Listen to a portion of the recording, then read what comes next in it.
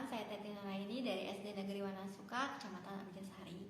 Di sini saya akan mereview buku yang berjudul Ayat-Ayat Cinta yang ditulis oleh Habibur Rahman El-Shirazi dengan penerbit Republika yang berjumlah halaman 419 halaman. Di sini saya menggunakan teknik AIH. Alasan saya membaca buku ini yaitu karena sampul buku yang menarik dan gaya bahasa yang mudah dipahami.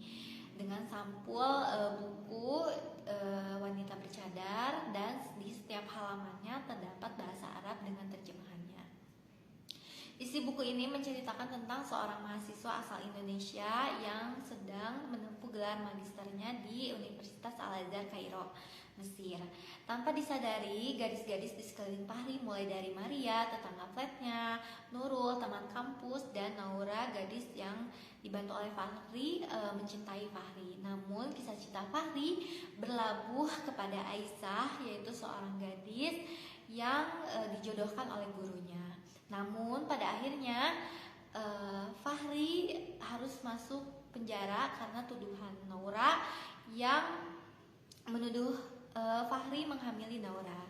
Namun Aisyah tetap sabar dan percaya kepada Fahri bahwa ia tidak mungkin melakukan itu.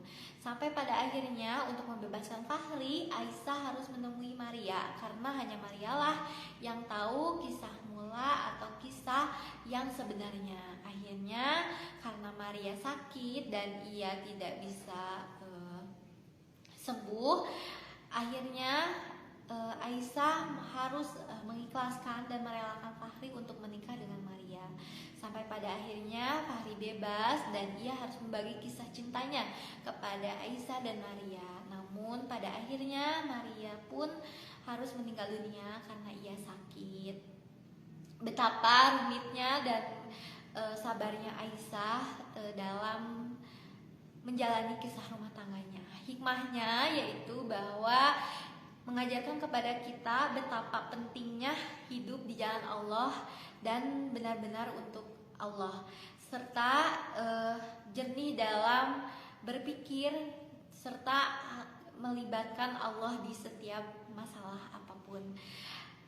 Sebagai manusia kita tentunya berusaha untuk hidup sederhana dan bertawakal kepada Allah di setiap ketetapan yang Allah berikan.